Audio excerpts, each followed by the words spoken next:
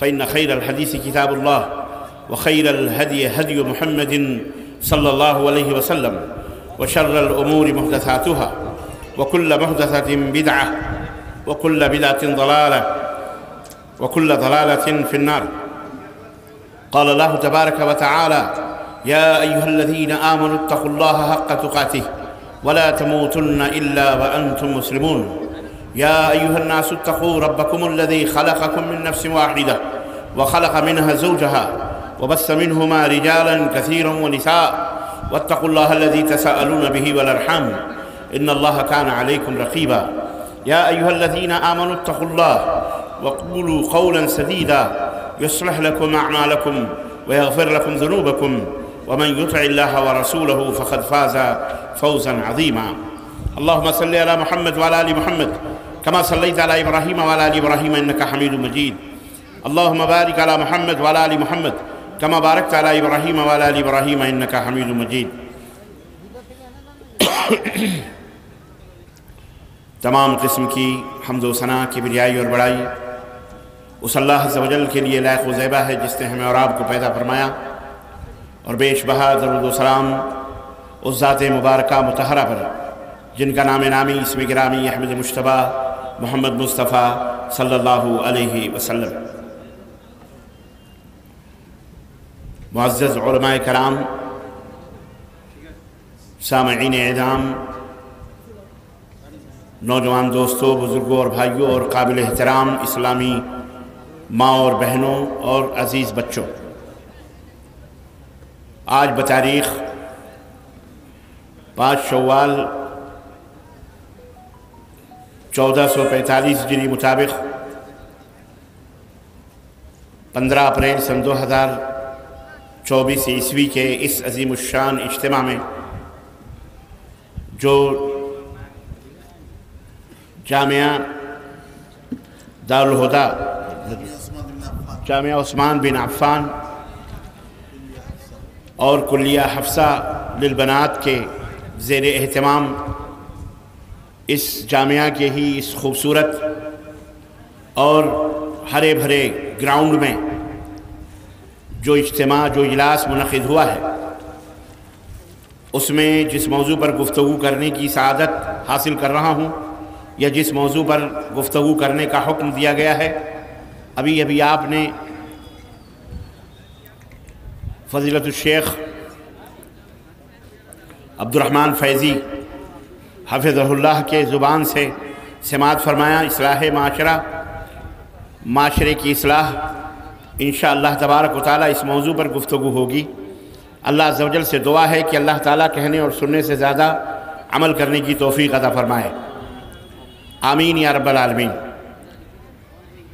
اس سے پہلے کہ میں اپنے موضوع کی وضاحت کروں، ابھی عید کی مبارک گھڑیاں اور ان کے لمحات ہم سے بالکل جدا تو نہیں ہوئے، لیکن دھیرے دھیرے جدا ہوتے جا رہے ہیں. آج 5واں دن ہے. میں اپنے موضوع کی وضاحت کرنے سے پہلے آپ سب حضرات کو، اپنے دوستوں کو، بھائیوں کو، علماء کو، اپنی بہنوں کو، ماؤں کو، بیٹیوں کو عید کی مبارکباد پیش کرتے ہوئے اللہ سے دعا کرتا ہوں کہ تقبل اللہ منا ومنکم صالح اعمالنا، اللہ ہمارے اور آپ کے نیک اعمال کو قبول فرمائے. بولو آمین. اللہ رب العزت ہم نے اس ماہ مبارک میں جو کچھ بھی ٹوٹی پھوٹی عبادتیں کی ہیں، جو کچھ بھی قیام اور صیام کیا ہے، جو کچھ بھی صدقہ اور خیرات کیے ہیں، جو کچھ بھی نیکیاں کی ہیں، بار الہا ان تمام نیکیوں کے بدلے ہماری گردنوں کو جہنم سے آزاد فرما. اللہ تعالی ہمارے ماں باپ کی گردنوں کو جہنم سے آزاد فرمائے. اللہ ہم سب کی گردنوں کو، دوست احباب اعزاء قارب، بیوی بچے بھائی بہن، تمام مسلمان مومنات کی گردنوں کو جہنم سے آزاد فرمائے، اور اللہ عز و جل ہم سب کو جنت الفردوس میں اعلیٰ مقام عطا فرمائے. آمین یا رب العالمین. دوستوں اور بھائیوں، میں آپ کی خدمت میں معاشرے کی اصلاح کے تعلق سے چند اہم اور ضروری باتیں کروں گا، اور اس کے بعد موقع ملا تو سوال و جواب کا بھی سلسلہ ہوگا. آپ کے سوالات اپنے ذہن میں رکھیے یا پرچے پر لکھ کے رکھیے. انشاءاللہ تعالی 15-20 منٹ آدھا گھنٹہ اس کا بھی ایک موقع دیا جائے گا. پر اس سے پہلے کہ میں اپنے موضوع کی طرف بڑھوں، ایک گزارش آپ حضرات سے اور اسٹیج پر بیٹھے ہوئے تمام احباب سے بھی ہے کہ میں کوئی بات اسی وقت کہہ پاتا ہوں جب مکمل طور پر مجھے خاموشی چاہیے ملے، جب سکون ملے، میرے علاوہ کسی کی آواز نہ سنائی دے مجھے. اگر بچے کی بھی آواز سنائی دیتی ہے تو بہرحال تسلسل قائم نہیں رہتا اور بات کہیں کی کہیں نکل جاتی ہے. اس لیے آپ حضرات سے مؤدبانہ گزارش ہے کہ یہ مجلسیں ایک طرح سے عبادات کی مجلسیں ہیں، اجر و ثواب کے حاصل کرنے کی مجلسیں ہیں، اللہ اور اس کے رسول کے کلام کو سن کر ذہن و دماغ کو روشن کرنے کی مجلسیں ہیں، اپنی اصلاح کرنے کی مجلسیں ہیں، اللہ اور اس کے رسول کی حکمت بھری باتوں کو سن کر اپنے گاؤں، اپنی بستی، اپنا گھر، اپنے بیوی، اپنے بچوں کو سدھارنے، اپنے ارد گرد قرب و جوار کو صحیح کرنے کی مجلسیں ہیں. اس لیے یہ مجلسیں منعقد کی جاتی ہیں. اسی لیے یہ ادارے بھی گاؤں گاؤں بستی بستی قائم کیے جاتے ہیں تاکہ ننھے منھے جو آپ کے نور نظر ہیں، جگر گوشے ہیں، آپ کے دل کے ٹکڑے ہیں، انہیں سنوارا جائے، سجایا جائے، ان کی تربیت کا، تعلیم کا بہترین انتظام کیا جائے. اور جس طرح بچہ جب پیدا ہوتا ہے اور آپ اسے ڈاکٹر کے پاس لے کے جاتے ہیں یا ہاسپٹل میں پیدا ہوتا ہے تو اسے سب سے پہلے پولیو کا انجیکشن لگایا جاتا ہے. اسی طرح سے جب بچہ چلنے پھرنے کے لائق ہوتا ہے، زبان اس کی کھلتی ہے، بولنے کے لائق ہوتا ہے، تو ہر ماں باپ کی خواہش ہوتی ہے کہ یہ اس کی زبان سے اللہ یا اس کے رسول کا نام نکلے، کلمہ شہادت پڑھے. یہ اللہ سے نزدیک ہونے کے کیا کیا ذرائع ہیں ان کو حاصل کرنے کی کوشش اور جد و جہد کرے. اور ہر مسلم معاشرے کا یہ فرض بنتا ہے، ہر مسلم سماج کی یہ ذمہ داری بنتی ہے کہ اپنے ان نونہالوں کو، ان مستقبل کے چاند اور ستاروں کو، ان مستقبل کی بیٹیوں کو، امت کی بنانے والی نسلوں کو ہم زیور علم سے، تعلم سے آراستہ اور پیراستہ کریں، ان کی بہترین سے بہترین تربیت کریں، انہیں بہترین سے بہترین زبان سکھائیں، انہیں بہترین سے بہترین علم سکھائیں، ان کو گن بتائیں، اپنے جو دین کے فروغ میں، جو دین کے بڑھانے میں کم از کم اس کے اندر وہ یوگدان ان کا ہو. اسی طرح اپنے وطن کو سجانے اور سنوارنے میں ان کی ذمہ داری ہو. یاد رکھیے یہ تمام ہم سب کی ذمہ داریاں ہیں، ہر آدمی یہ چاہتا ہے. تو یہ مدارس، یہ مساجد یا یہ خطبات جمعہ، یہ دروس، یہ جلسے، یہ اجتماعات، یہ بچیوں کی اقامت گاہیں، یہ بچوں کے لیے ہاسٹلز اور یہ اساتذہ اور یہ مدرسین، یہ اسی لیے بنائے جاتے ہیں کہ اس میں آپ کے بچوں کی تعلیم ہو، آپ کے بچے بہترین انسان بنیں، جو دین کے سپاہی بھی ہوں، وطن کے بھی سپاہی ہوں، جو دنیا سے ظلم کو مٹانے کی ذمہ داریاں اپنے کندھوں پہ رکھنے کے لائق بن جائیں، جو ان کی سوچ، ان کی فکر اتنی خوبصورت اور اتنی اعلیٰ ہو کہ پوری دنیا کے اندر وہ اللہ اور اس کے رسول کا پیغام، امن و سلامتی کا پیغام، قرآن و سنت کا پیغام، اخلاق کا پیغام، ترقی کا پیغام، اسی طرح سے ہر معاملے میں عدل اور انصاف کا پیغام دنیا تک وہ پہنچا سکیں. یہ مدارس کی ذمہ داریاں ہوتی ہیں. یہ اساتذہ جو ہوتے ہیں یہ ماں باپ سے کہیں زیادہ اعلیٰ اور افضل بھی ہوتے ہیں. بعض وجوہات کی بنا پر، جیسا کہ علامہ ابن قیم الجوزی ابن تیمیہ کے شاگرد رشید نے بتایا کہ ایک حیثیت سے استاذ کا مقام، استاذ کا جو رتبہ ہے وہ ماں باپ سے بلند ہوتا ہے، بئی طور کہ ماں اور باپ اپنی اولاد کو دنیا کی آگ سے بچانے کی کوشش کرتے ہیں، لیکن استاذ وہ ہوتا ہے جو دنیا کی بھی آگ سے اور آخرت کے بھی آگ سے بچانے کی، آپ کی اپنی اولاد اور قوم کی اولاد کو بچانے کی جد و جہد اور کوشش کرتا ہے.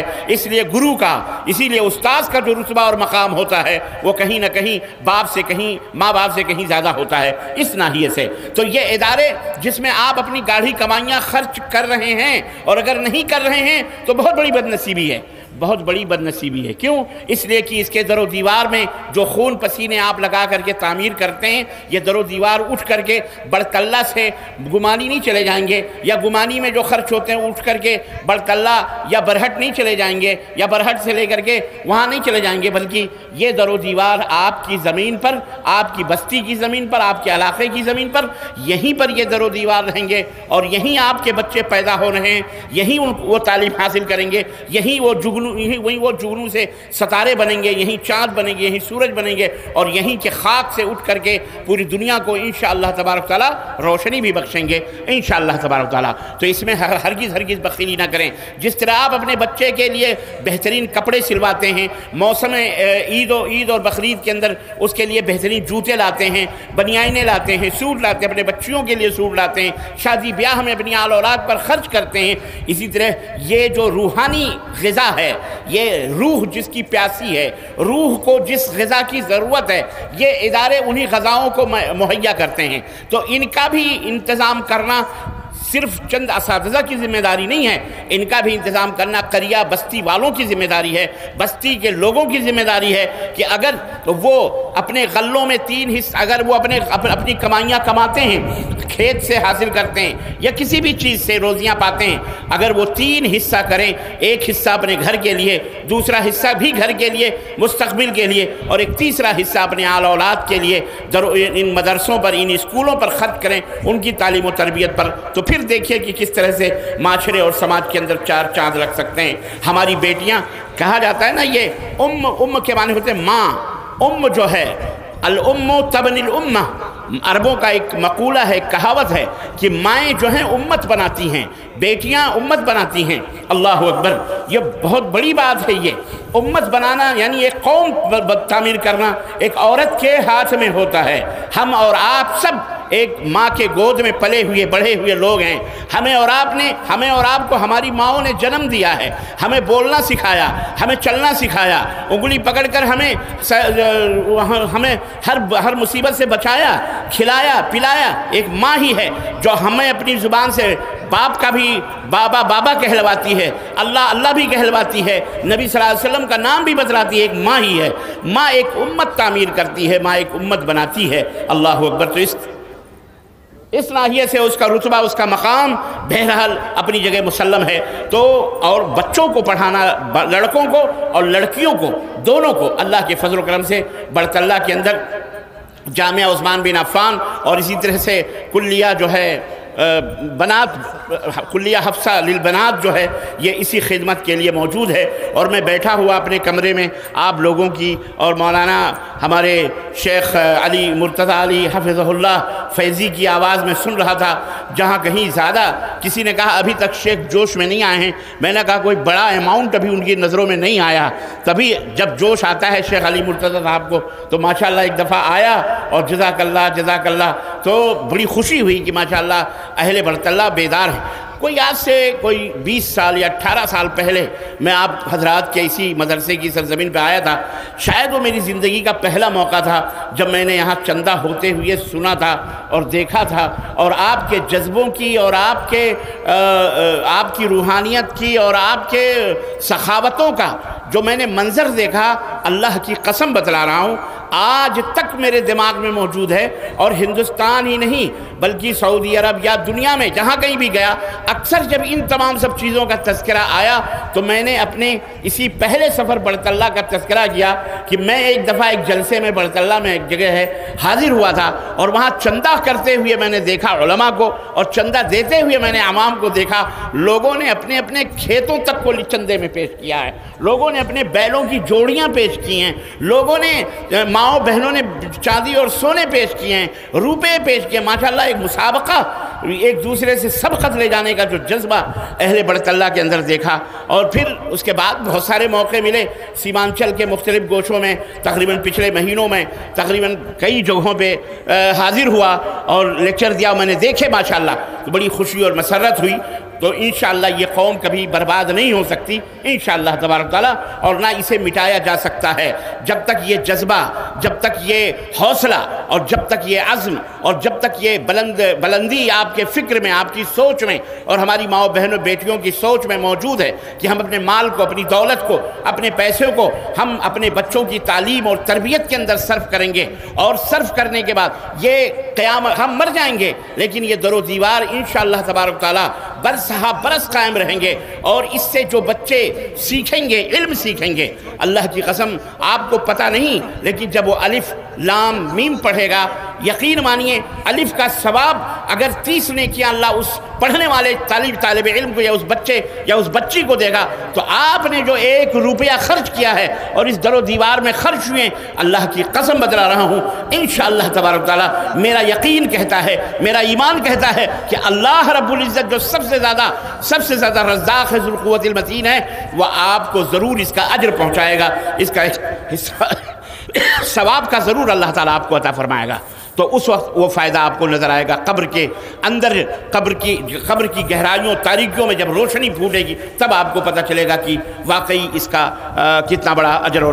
میں نے دیکھا کہ ایک بہت بڑے سخیہ کو، اللہ اکبر، ایک موقع پر بات آئی، ایسی گفتگو ہو رہی تھی، تو ناجائز طور پر کسی نے ان کے اوپر ڈیمانڈ کیا کہ کسی اسکول کا 20 لاکھ روپیہ ہمیں آپ کو ادا کرنا ہے۔ تو اس میں بات آئی کہ دینا ہے کہ نہیں دینا ہے، تو اس خاتون نے، جس کو اللہ کی قسم میں نے بڑے دیکھا اور بڑے قریب سے میں نے اس کی آواز سنی، کسی کہنے والے نے کہا کہ کیا ضرورت ہے آپ کو 20 لاکھ دینے کے لیے، وہ جھوٹ بھی بول سکتی ہے، لیکن اس خاتون نے کہا کہ اللہ کی قسم اگر اس نے بچوں کو الف لام میم سکھلا دیا ہے، صرف الف لام میم سکھلایا ہے، تو یہ 20 لاکھ کیا ہیں، اس کے کئی گنے بھی اگر مجھے دینے پڑے تو میں دینے کے لیے تیار ہوں، مجھے کوئی تکلیف نہیں ہے، مجھے کوئی تکلیف نہیں ہے۔ اور واقعی دولت تھی ان کے پاس، دولت ہے تو انہوں نے یہ بات کہی۔ تو اللہ کے لیے آپ حضرات اپنے علاقے، اپنی بستی کے ان اداروں کی حفاظت کیجئے۔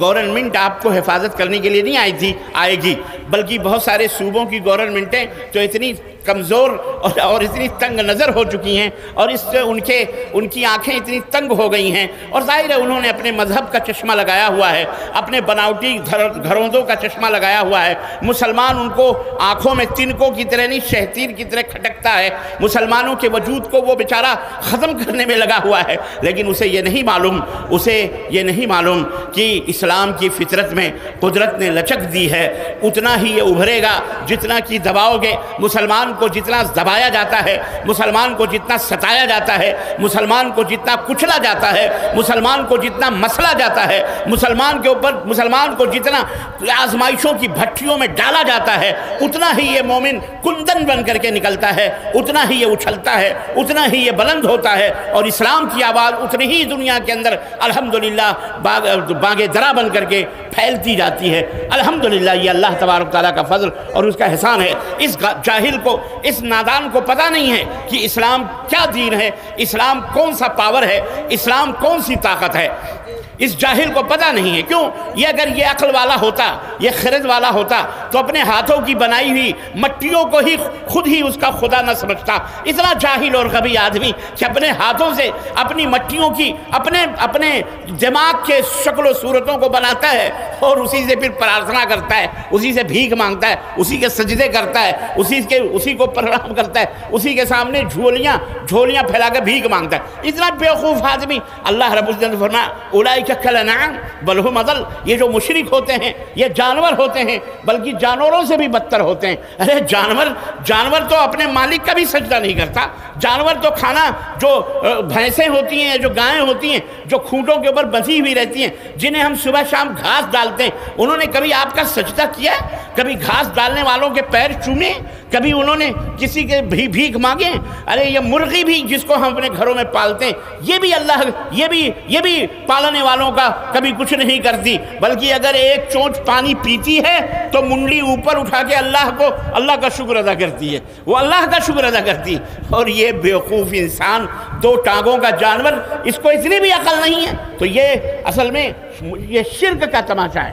یہ شرک کی وجہ سے یہ ہوتا ہے، کیونکہ آدمی جب مشرک ہوتا ہے تو وہ پاگل ہو جاتا ہے، مشرک ہوتا ہے تو حیوان سے بھی بدتر ہو جاتا ہے، کیونکہ جس رب نے اس دنیا کو بنایا ہے، جس اللہ نے یہ دنیا تخلیق کی ہے، وہ اللہ خود کہتا ہے کہ مشرک جو ہے جانور سے بھی بدتر ہے، مشرک جانور سے بھی بدتر ہوتا ہے۔ یہ مسلمانوں میں بھی دیکھ لو، انسانوں میں بھی دیکھ لو، خود تو وہ تو خیر بے کلمہ لوگ ہیں جو اپنے ہاتھوں سے بنائے ہوئے شکل و صورتوں کو پوجتے اور انہی کو اپنا سب کچھ سمجھتے اور انہی سے مانگتے ہیں۔ ارے یہ کلمہ پڑھنے والے بھی چند ایسے احمق لوگ بھی ہیں ہمارے مسلمانوں کے اندر بھی کہ زندہ تو زندہ جناب علی، مرے ہوئے لوگوں کی قبریں کوئی مٹیاں چاٹتا ہے، مرے ہوئے لوگوں کی پوجا کرتا ہے۔ آپ کو حیرت ہوگی، شیخ عبد الرحمن فیضی حفظہ اللہ کہہ رہے تھے ہمارے علاقے میں شرک تو ویسا نہیں ہے جیسا دوسرے علاقوں میں، لیکن بدعات بھی کہیں کہیں، لیکن میرے عزیزو بات ان کی بالکل اپنی جگہ پر درست ہے، اور جو انہوں نے کہی اپنے یقین پہ کہی، لیکن تاریخ نے بھی ہمیں، تاریخ کبھی جھوٹ نہیں بولتی ہے، تاریخ کے اندر ہر چیز درج ہوتی ہے۔ شرک اس دنیا کی حقیقت نہیں ہے، شرک کوئی سچائی اور صداقت نہیں ہے، بلکہ دنیا کا سب سے بڑا جھوٹ اگر اس کائنات میں ہے تو وہ شرک باللہ ہے۔ اس سے بڑا جھوٹ دنیا میں کچھ بھی نہیں ہے، شرک سب سے بڑا جھوٹ ہے، اسی لیے یہ سب سے بڑا گناہ بھی ہے۔ چوری کرنا اتنا گناہ بڑا نہیں ہے، اور قتل کرنا اتنا بڑا گناہ نہیں ہے، زنا کرنا اتنا بڑا گناہ نہیں ہے، بڑے بڑے گناہ کر دینا اتنا بڑا گناہ نہیں جتنا بڑا گناہ شرک باللہ ہے، کیونکہ یہ دنیا کا سب سے بڑا جھوٹ ہے، اور دنیا کی سب سے بڑی صداقت اور دنیا کی سب سے بڑی سچائی توحید باللہ ہے۔ ایک اللہ جس نے اس سنسار کو بنایا، جس نے آسمان و زمین کو پیدا کیا، جس نے هو الذی خلق لکم ما فی الارض جميعا ثم استوى إلى السماء فسواهن سبع سماوات وهو بكل شيء عليم۔ اس كيف تكفرون بالله وكنتم امواتا فاحياكم ثم يميتكم ثم يحييكم ثم إليه ترجعون۔ ارے نادانو، تم بھلا اپنے اس معبود کو، اس رب کو کیسے بھول جاتے ہو، کیسے اس کا انکار کرتے ہو جس نے تم کو اس وقت پیدا کیا جب تم کچھ بھی نہیں تھے، مردہ تھے، مرے ہوئے تھے، پانی کا ایک قطرہ تھے۔ ماں کے پیٹ میں وہ قطرہ گیا تو اللہ نے هو الذی یصورکم فی الارحام کیف یشاء، اس نے اس قطرے کو گوشت خون کا لوتھڑا بنایا، پھر گوشت کا لوتھڑا بنایا، پھر اس گوشت میں ہڈیاں پہنائیں، پھر اس میں شکل و صورتیں بنائی۔ هو الذی یصورکم، تمہاری شکل و صورتوں کو اس نے بنایا جیسے اس نے چاہا، کسی کو گورا، کسی کو کالا، کسی کو سانولا، کسی کو لولا، کسی کو لنگڑا، کسی کو سلامتی کے ساتھ، کسی کو اندھا، کسی کو کانا، کسی کو بہرا، کسی کو کچھ، کسی کو کچھ، کوئی ددھیال پہ گیا، کوئی ننیحال پہ گیا، کوئی مامے پہ گیا، کوئی چاچے پہ گیا، کوئی نانی پہ گیا، کوئی خالے پہ گیا کہ نہیں؟ ایک ہی گھر کے اندر 10 بچے، 5 بچے مختلف شکل و صورتوں کے اور مختلف دماغوں کے پیدا ہوتے ہیں، جبکہ ماں بھی ایک ہے، باپ بھی ایک ہے، میٹیریل بھی ایک ہے، ڈائی مشین بھی ایک ہے، لیکن اس کے باوجود بھی شکلیں مختلف نکلتی ہیں۔ یہ کرشمہ ہے رب ذوالجلال کا، اس نے پیدا کیا۔ تو رب نے فرمایا جب تم کچھ بھی نہیں تھے اس نے پیدا کیا، پھر تم کو وہ مارے گا، پھر تم کو زندہ کرے گا، پھر تم کو اپنے اسی کے پاس پلٹ کر کے جانا ہے، اور وہ جنت اور جہنم کا فیصلہ کرے گا۔ وہ اللہ ہے جس نے تمہارے لیے زمین اور آسمان اور اس کے اندر جتنی بھی چیزیں تھیں سب کچھ بنایا، پھر عرش کے اوپر مستوی ہوا، اور اللہ ہر چیز کا جاننے والا، ہر چیز سے باخبر ہے۔ تو یہ اللہ ہے۔ خوش نصیبی ہے ہماری اور آپ کی مسلمانوں کہ اللہ نے ہمیں موحد بنایا ہے، ہمیں اللہ نے اپنا در بتایا ہے، ہم ایک اللہ کے در کے منگتا ہیں، ہم ایک اللہ کے در کے بھکاری ہیں، ہمارا ایک ہی معبود حقیقی ہے، ہم صرف ایک اللہ سے ڈرنے والے ہیں، ہم کسی اور مخلوق سے ڈرنے والے بولو نہیں ہیں، چاہے وہ کوئی بھی ہو، ہم اللہ ہی سے ڈرنے والے ہیں۔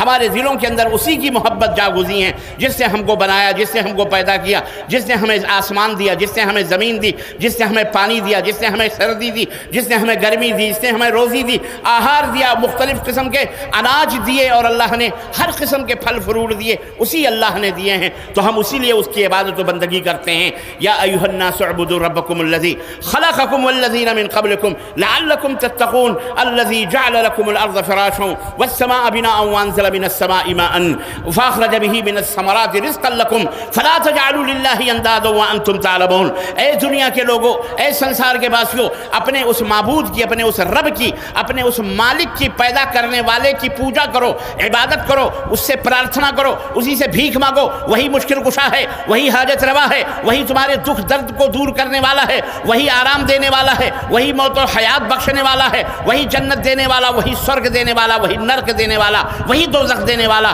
وہی تمہاری ہر چیز کا خالق و مالک ہے، جس نے تمہارے پوروجوں کو بھی پیدا کیا، تمہارے دادا پردادا لکڑ دادا دادی نانی دادی سب کو اسی نے بنایا ہے، تم کو بھی اسی نے بنایا ہے، اس لیے تم اسی کی پوجا کرو، اسی کی عبادت کرو، لعلکم تتقون، تاکہ تم ایک سادھارن منش بن سکو، بہترین انسان بن سکو، کیونکہ جو پرہیزگار ہوتا ہے، جو متقی ہوتا ہے، وہ کائنات کا سب سے نمبر 1 مین ہوتا ہے، وہ سب سے بہترین منش ہوتا ہے، وہی پرشوتم منش ہوتا ہے، وہی سب سے عدل اور انصاف والا انسان ہوتا ہے۔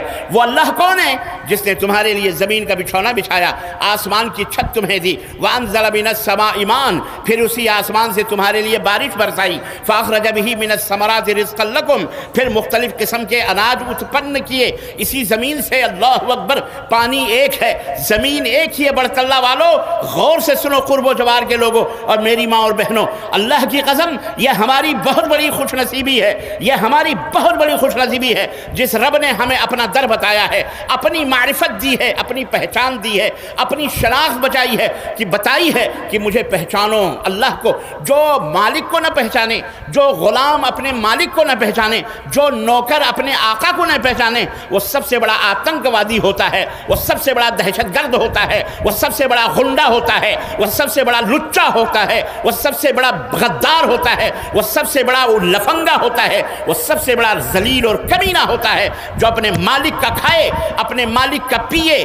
اپنے مالک کے رحم و کرم پر جیے، اپنے مالک کا سب کچھ پاتے ہوئے پھر اسی سے اکڑے، پھر اسی کو آنکھیں دکھائے، پھر اسی کے گھر کے اوپر قبضہ کرے، پھر اسی سے غداری کرے، پھر اسی کو برا بھلا کہے اور اپنے خود ساختہ دوستوں کو ان کو اپنا مالک سمجھے، وہ سب سے بڑا کمینہ اور ذلیل قسم کا انسان ہوتا ہے۔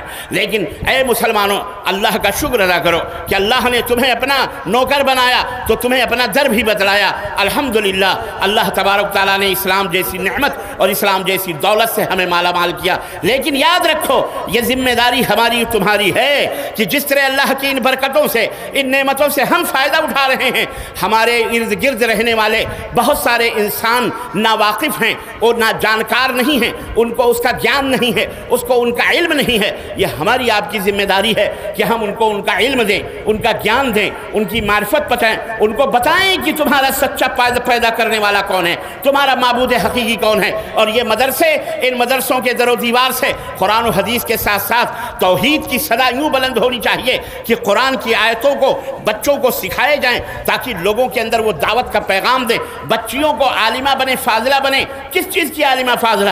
وضو بنانے کے لیے، نواقض وضو کے لیے، نماز کے لیے عالمہ فاضلہ۔ یہ بہت اچھی بات ہے کہ انسان کو اپنی تربیت پہلے کرے پھر اپنے سامنے والے، لیکن ہمارا ایک پہلو ان اداروں کے ساتھ بہت عجیب و غریب ہے کہ ہم اپنے بچوں کو اپنے تربیت کا تو انتظام کرتے ہیں، لیکن اپنے قرب و جوار جس دیش میں رہتے ہیں، جس ملک میں رہتے ہیں، اس ملک کے لوگوں کو، بیچاروں کو ہم اس نعمت سے محروم کیے ہوئے بیٹھے ہیں، ہم ان نعمتوں کو نہیں جانتے۔ اے مدارس کے ذمہ داروں، اے متولیوں مسجدوں کے، اے ناظموں، اے صدر، اے سیکریٹریوں، اے صدروں اور اے اساتذہ کرام اور اے معلموں، اے ذمہ داروں، ہمیں آپ سے میری دست بستہ گزارش ہے، میری آپ لوگوں سے درخواست ہے، کان کھول کر کے سنو۔ اللہ اکبر، اللہ اکبر۔ آج ہم اسی وجہ سے پیچھے ہیں کہ ہم نے نہ خود علم حاصل کیا، نہ لوگوں کو اس کا علم پہنچایا۔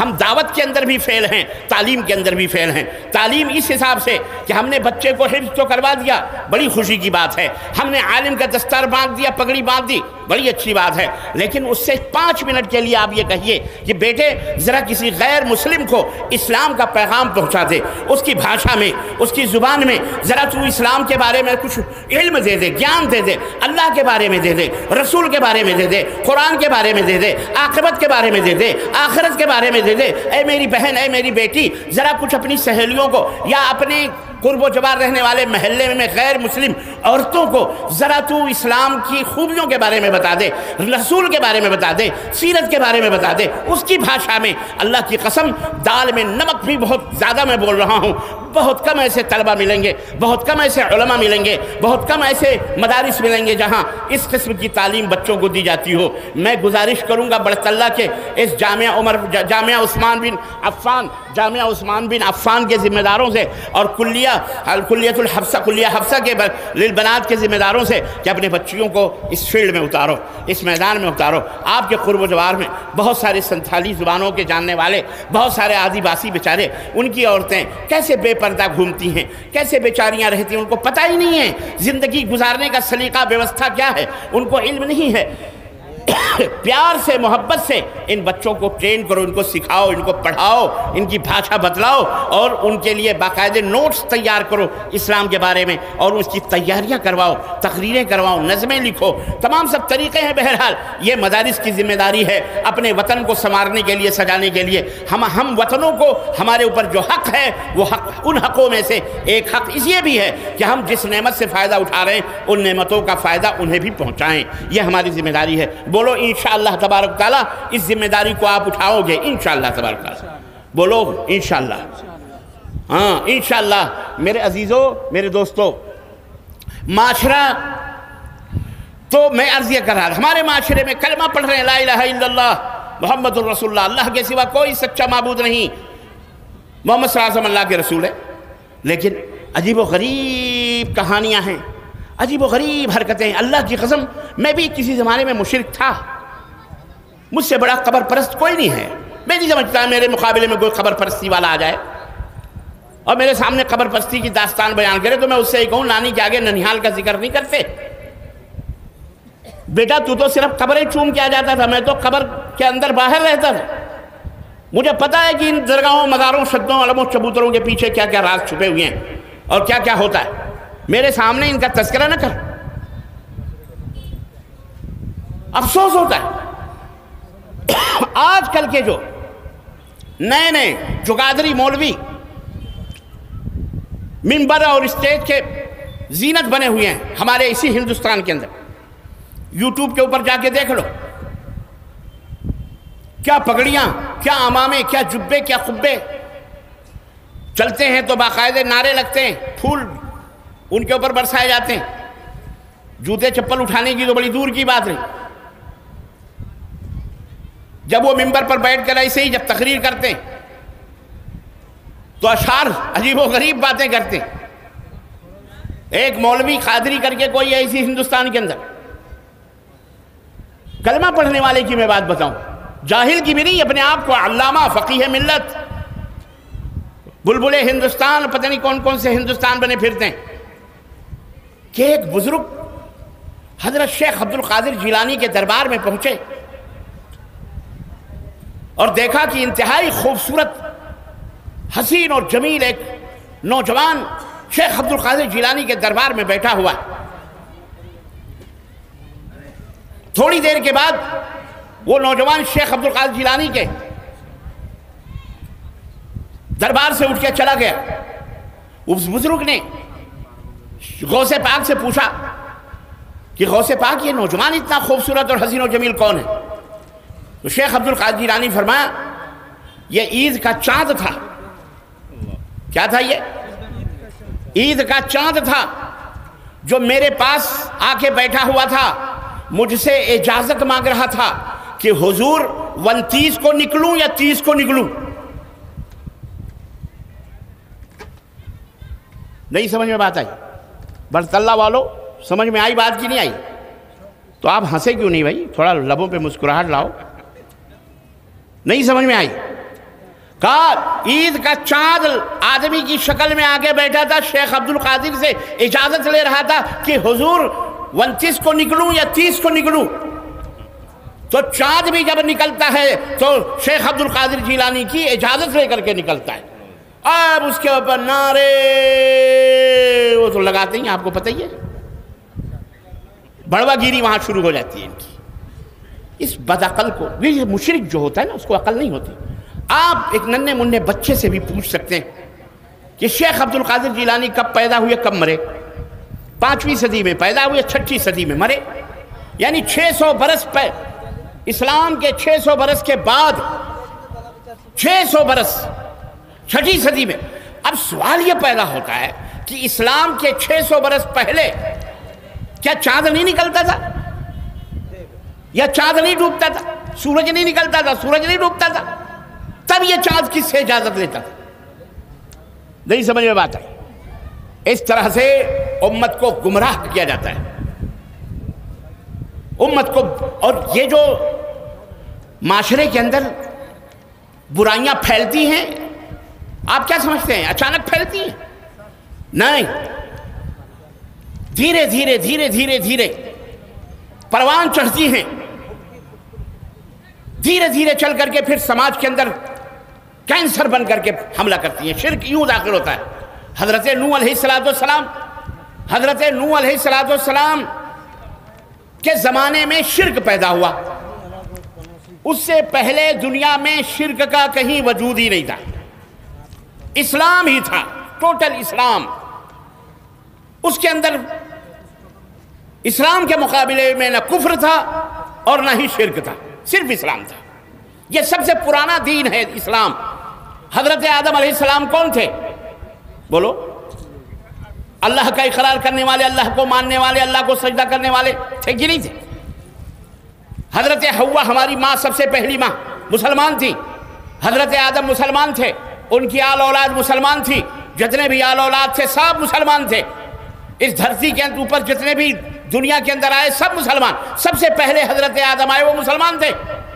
آج کچھ چپنڈے یہ کہتے ہیں، نیوز ریڈر، یہ جوتا خور لوگ چلاتے ہیں یہ مسلمان، اسلام 1400 سال پہلے کا ہے، محمد لے کر کے آئے ہیں صلی اللہ، زور سے کہو صلی اللہ، کہتے ہیں یہ محمد صلی اللہ علیہ وسلم لے کے آئے ہیں، محمد نے ان کو اسلام کو بنایا ہے۔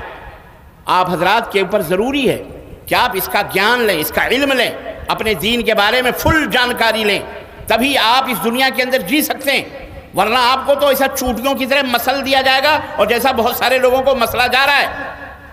اس لیے اپنے آنے والی نسلوں کے لیے یہ بچے، ننھے منھے بچیاں، ان کو ابھی سے باقاعدہ PhD بناؤ، باقاعدہ اسلام کے اندر بالکل ننگی تلوار کی طرح رہیں، یہ اسلام کے اندر پرفیکٹ مضبوط رہیں، یہ جواب دے سکیں مشکلات کا، لوگوں کے شکوک و شبہات کا، کہ اسلام 1400 برس پہلے یا محمد صلی اللہ علیہ وسلم نے نہیں بنایا۔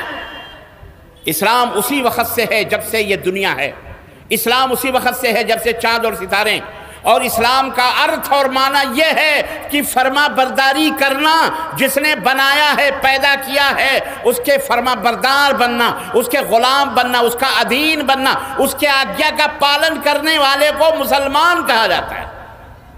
سورج مسلمان ہے کیونکہ جب سے اس کے بنانے والے پرماتما نے اسے آگیا دیا ہے کہ تجھے پورب سے نکلنا ہے، تب سے لے کر آج تک سورج پورب ہی سے نکل رہا ہے اور پچھم ہی کے اندر ڈوب رہا ہے۔ رات بھی مسلمان ہے، دن بھی مسلمان ہے، زمین بھی مسلمان ہے، آسمان بھی مسلمان ہے، یہ ہوا بھی مسلمان ہے، یہ آگ بھی مسلمان ہے، یہ پانی بھی مسلمان ہے، یہ دریا بھی، یہ سمندر بھی، سب اللہ رب العزت کے ادھین ہیں، سب اللہ تبارک تعالیٰ کے غلام ہیں، سب اللہ تعالیٰ کے حکم کے پابند ہیں، اور قرآن کے اندر ان کی دلیلیں موجود ہیں۔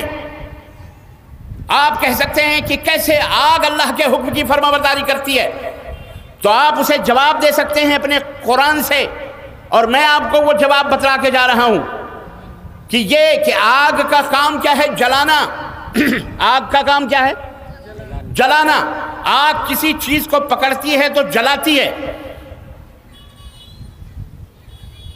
اسے جلا کر کے راکھ کر دیتی ہے، یہ آگ کا کام ہے، آگ کی تاثیر ہے، اور یہ تاثیر یہ اللہ کے حکم کی وجہ سے ہے، کیونکہ اللہ نے آگ کو یہ حکم دیا ہے کہ تجھے جلانا ہے۔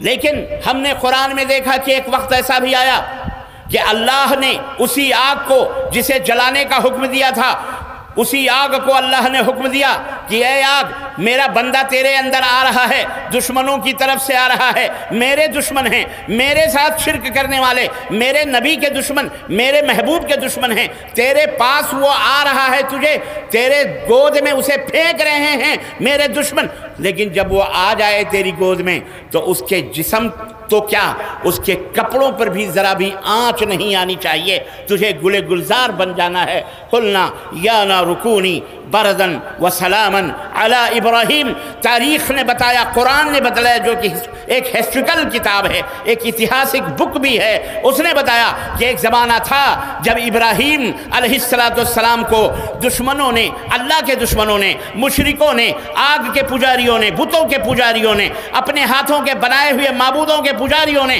انہیں آگ میں ڈالا اس جرم کی پاداش میں کہ انہوں نے کہا یہ خدا نہیں ہو سکتے، یہ بھگوان نہیں ہو سکتے، یہ کچھ مار اور جلا نہیں سکتے، یہ ہمارا بال بھی بیکا نہیں کر سکتے۔ اس دشمنی میں ابراہیم کو آگ کے اندر ڈالا گیا تھا، پتہ نہیں آپ کو، آگ کے اندر ڈالا گیا تھا، اور آگ نے پھر انہیں استقبال کیا گلے گلزار بن کر۔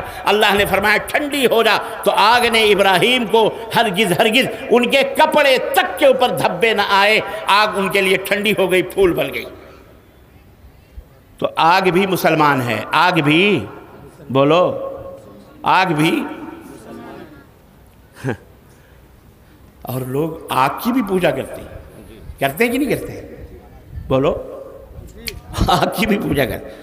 تو یہ آگ کی پوجا نہیں، ایک مسلم آگ کی پوجا کرتے ہیں، مسلمان آگ کی پوجا کرتے ہیں، لیکن ہمیں اس سے خوشی نہیں ہے، ہم اپنی پوجا کی طرف کسی کو نہیں بلاتے کہ ہم مسلمان ہیں تو ہماری پوجا کرو، نہ نہ نہ نہ نہ، ہم کہتے ہیں یہ حرام ہے، یہ شرک باللہ ہے، یہ غداری ہے، کوئی کسی منشیہ کی، کسی مخلوق کی پوجا نہ کرے، پوجا کرنی ہے تو اس کی پوجا کرو جس نے اس کو پیدا کیا ہے، اس کے بنانے والے کی، اس کے پیدا کرنے والے کی پوجا اور عبادت کرو جسے ہم اللہ کہتے ہیں۔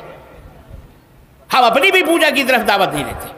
یہ پانی جو لوگوں کو ڈبوتی ہے، یہ پانی جو لوگوں کو ڈبوتا ہے، لوگوں کو جب سیلاب آ جائے، نوح علیہ السلام کے زمانے بستیوں کی بستیاں ویران، لیکن اس پانی کے اوپر بھی اس کے پیدا کرنے والے کا حکم چلتا ہے۔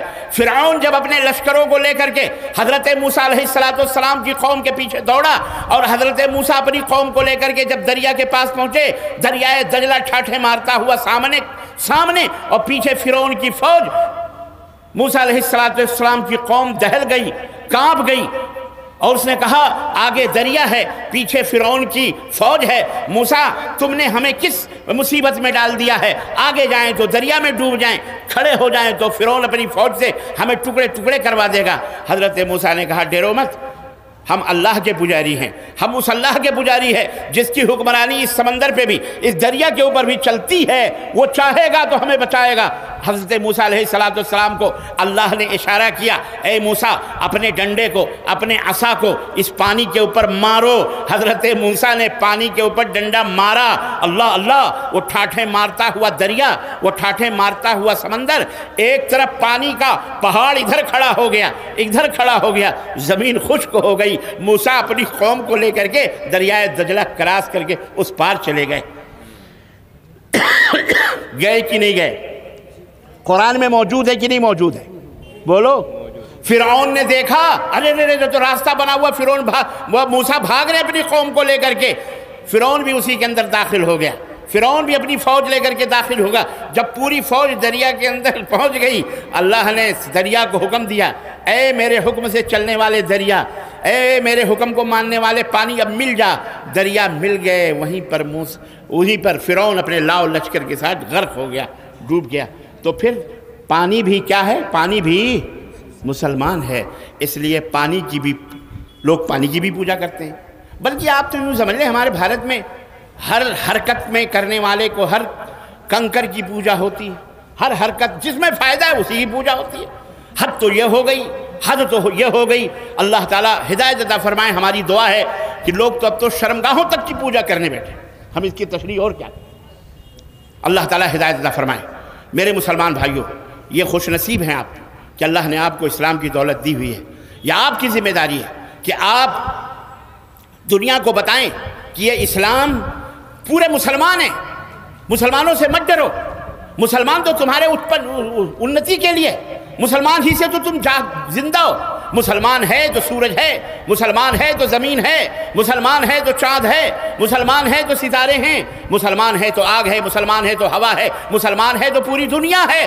रब्बे ज़ुल जलाल ने फरमाया है, मेरा कलिमा पढ़ने वाला, मेरी तौहीद को मानने वाला अगर एक बंदा भी इस ज़मीन पर रहेगा तब तक ये सूरज का गोला चलता रहेगा, जब तक ये ज़मीन भी रहेगी आसमान भी रहेगा। और जिस दिन एक कलिमा पढ़ने वाला बंदा इस दुनिया से उठ जाएगा, ये ज़मीन तहस तहस कर दी जाएगी। अल क़ारियतु मल क़ारिया वमा अदराका मल क़ारिया यौम यकूनुन नाज़ु कल फराशिल मबसूस व तकूनुल जिबालु कल अहनिल मलफूस। सब पहाड़ सूरज सब रूई की तरह ऐसे उड़ते हुए नजर आएंगे, इंसान पतंगों की तरह बिखरा हुआ नजर आएगा जब मुसलमान इस दुनिया के अंदर है। इसलिए ए भारत के वासियों, ए भारत के दोस्तों, ए मेरे मुल्क के हम वतनों, मेरे भाइयों, मुसलमानों से दुश्मनी न करो, मुसलमानों को हकीर न समझो, मुसलमानों को जलील मत करो, मुसलमानों को आहत मत करो, मुसलमानों के बच्चों को कत्ल मत करो, मुसलमानों की बहू बेटियों की बेइज्जती न करो, मुसलमानों के माशरे और समाज की बिगाड़ की बात मत करो, मुसलमानों को दरबदर करने की मत सोचो, वरना रब्बे काबा की कसम है अर्श वाला तुम्हें माफ नहीं करेगा। हमारे पास न कोई चाकू है तेज करके सब्जी काटने की, न कोई छुरी है, न हम अपने मानने वालों को इस बात की तालीम देते हैं कि लोगों अपने घरों में, मेरी माओ बहनों, छुरियां तेज रखो। छुरियां हम इसकी दावत नहीं देते, हम इसकी दावत देते हैं कि तुम ईमान को अपने तेज कर लो, तुम अपनी दावत को तेज कर लो, तुम अपने ईमान को रोशन कर लो, तुम अपने किरदार को अच्छा बना लो। मोहम्मदुर रसूलुल्लाह सल्लल्लाहु अलैहि वसल्लम की सीरत पर चलो, जो गालियां खा के भी लोगों को दुआएं देते थे, जो पत्थर खा के भी सब्र करते थे, जो उन्होंने दुश्मनों के साथ भी अदल किया है, जिन्होंने दोस्तों के साथ भी इंसाफ किया है।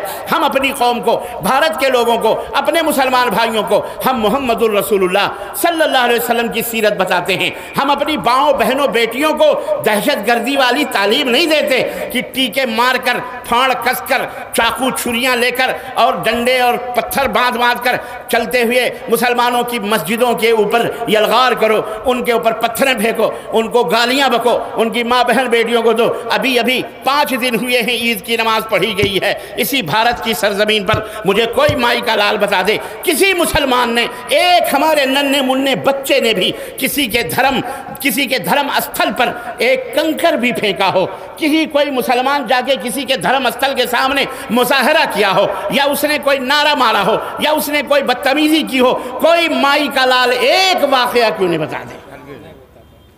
ये हमारा इस्लाम है, ये हमारा दीन है, और अल्हम्दुलिल्लाह हम इसके पाबंद रहेंगे। इंशाअल्लाह ये दीन फैलता रहेगा और लोग जूख दर जूख मुसलमान होते रहेंगे। ए मेरे मुसलमान भाइयों, ये खुशखबरी है, ये बशारत है अल्लाह के फजल करम से। रोज़ाना इस दुनिया के अंदर 100 नहीं, 200 नहीं, हजार लोग इस्लाम कबूल कर रहे हैं अल्हम्दुलिल्लाह। और ऐरू गैरू पत्थू खैरू गू गोबर मूत पीने खाने वाले नहीं, बड़े बड़े साइंटिस्ट हैं, बड़े बड़े डॉक्टर्स हैं, बड़े बड़े रिसर्च क्या कहते हैं, एकेडमिक लोग हैं, बड़े बड़े स्कॉलर्स हैं, बड़े बड़े टीचर्स हैं, बड़े बड़े अपने धर्मों के उलमा हैं। अल्लाह के फजल से वो इस्लाम को पढ़ते हैं, अल्हम्दुलिल्लाह मुसलमान होते हैं। ये जो गालियां देने वाले बैठे हुए 2-4 यहाँ हमारे भारत के अंदर टीवी वीवी और ये यूट्यूब पर आप देखेंगे, बड़े गिरवे फलवे पहन करके खूब अपनी हम इनसे कहते हैं और गालियाँ दो, और गालियाँ दो, खूब गालियाँ दो। अल्लाह का फजल है, तुम जितने गालियाँ दोगे है कि इस्लाम उतने ही फैलाएगा अल्हम्दुलिल्लाह।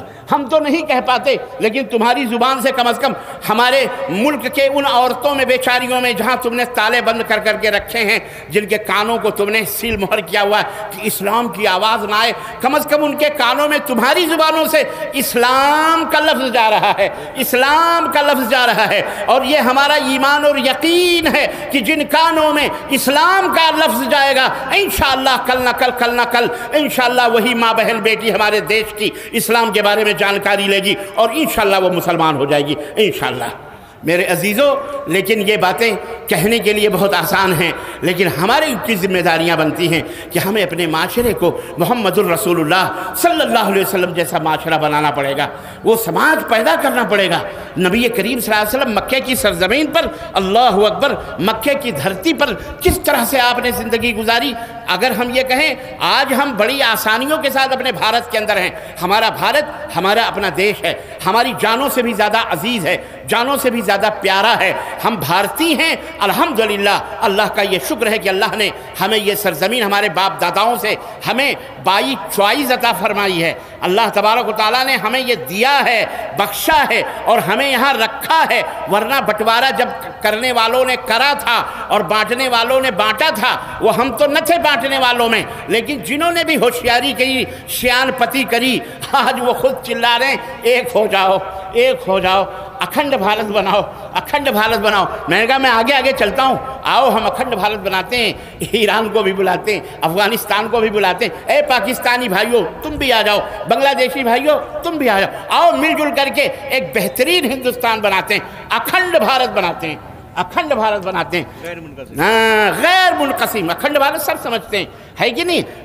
جہاں کہیں کوئی بٹوارہ نہ ہو، سب ایک ہو جائیں، کتنا اچھا رہے گا انشاءاللہ تبارک تعالیٰ۔ جب پاکستان بھی مل جائے گا، بنگلہ دیش بھی مل جائے گا، افغانستان بھی آ جائے گا، ہم بھی آ جائیں گے، نیپال بھی جائے گا، الحمدللہ پھر تو مزے ہی مزے رہیں گے انشاءاللہ۔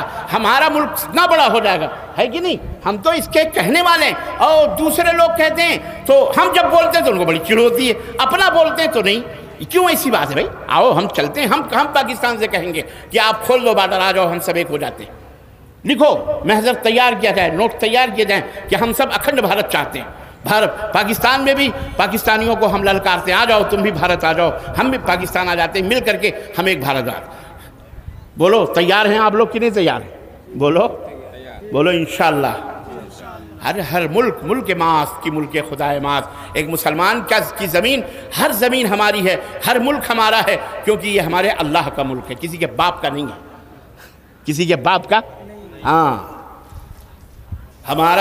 ہمارا خون ہے شامل، کیا ہے وہ راحت اندوری نے کہا تھا، ہاں ہمارا خون ہے شامل یہاں کی مٹی میں، کسی کے باپ کا ہندوستان تھوڑی ہے، ہمارا ہندوستان بڑا ہے۔ ہم سب اپنے ملک سے، اپنے دیش سے پیار کرتے ہیں، اور اس دیش کے اندر خرد برد کرنے والے تو چوہے چکڑ بہت ہیں، اللہ انہیں ہلا کو برباد فرمائے، بولو آمین۔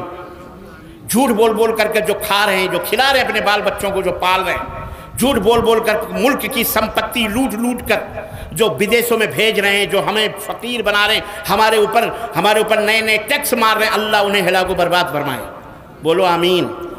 اور جو ہمارے دیش کی بربادی کی فکر کر رہے ہیں، سوچ رہے ہیں، اور دیش کے اندر جو فرقہ واریت، جو سمپردائکتا کر کے اپنی گدیاں بچانا جا رہے ہیں، اللہ ان سب کو نیست و نابود فرمائے، بولو آمین۔ یہ ہمارا فرض ہے، یہ ہمارا ملک ہے، اس کی حفاظت کے لیے ہم اللہ سے دعا کریں گے۔ کسی انسان سے کہنا فضول ہے، لیکن ہم اپنے رب سے تو کہہ سکتے ہیں، اے مولا ہمیں اپنی زمین پر عزت عطا فرما، اے اللہ ہمیں ہمارے وطن میں عزت عطا فرما، امن عطا فرما، شانتی عطا فرما، ہمارے ماں بہن بیٹیوں کی عزت و آبرو کی حفاظت فرما مولا، اہل وطن کو اللہ تو راہ ہدایت عطا فرما مولا، اہل وطن کو بھی امن و شانتی کی راہوں پر پرگتیوں پہ چلنے والا بنا دے مولا، اے اللہ ہم اہل وطن اور ہم سب کو مل کر کے اپنی راہ بتلا دے مولا، اے اللہ ہمارے دلوں کے اندر ایک دوسرے کی محبت پیدا کر دے، اپنی محبت پیدا کر دے، ہمارے ملک کے اندر اللہ امن و شانتی کا جو ہے بول بالا ہو، اور ہر طرف محبت ہی محبت ہو۔ ہم اللہ سے تو دعا تو کریں نا، کر سکتے، کرنا چاہیے، یہ ہمارا کرتب ہے، یہ ہمارا فرض ہے۔ اس لیے میرے عزیزوں، میرے دوستوں، ہماری بھی ذمہ داری اس دھرتی پر رہنے کی یہ ہے کہ ہم اس دھرتی کو ہر ظلم سے، ہر ستم سے، ہر قسم کی دہشت گردی سے، آتنک واشیت سے، ہر قسم کے جھوٹ سے، ہر قسم کے دھوکے سے، ہر قسم کے فریب سے اور فریب کاروں سے ہم اس دھرتی کو پاک کریں، صاف کریں، عدل اور انصاف کی لڑائی لڑیں، ہم جو ہے جسٹس کے لیے فائٹ کریں، ہم ملک کے دیش کی ترقی کے لیے جو تعلیمی میدان کے اندر آگے بڑھیں، ہم اپنے بچوں کو ڈاکٹر بنائیں، جہاں ہم عالم بنا رہے ہیں، جہاں ہم حافظ بنا رہے ہیں، وہیں اپنے سمویدھان کا بھی حافظ بنائیں، اپنے دیش کا جو قانون ہے اس قانون کی حفاظت کرنے والا لائر بنائیں، بیرسٹر بنائیں، جج بنائیں، مجسٹریٹ بنائیں، جی جناب علی، ہم اپنی بچیوں کو وکالت پڑھائیں، ان کو بھی ڈاکٹرز بنائیں، انہیں بھی سی اے چارٹرڈ اکاؤنٹنٹس بنائیں۔ ان مدارس میں، ان کے در و دیواروں میں باقاعدے انگلش ٹیچرز بھی لائے جائیں، یہاں پہ بائلاس پڑھائی جائے بھارت کی، یہاں باقاعدے سنسکرت بھی پڑھائی جائے، یہاں باقاعدے انگلش بھی پڑھائی جائے، یہاں بھگوت گیتا بھی پڑھائی جائے، جی جناب، یہاں رامائن بھی پڑھائی جائے، یہاں قرآن کا بھی درس ہو، اور یہاں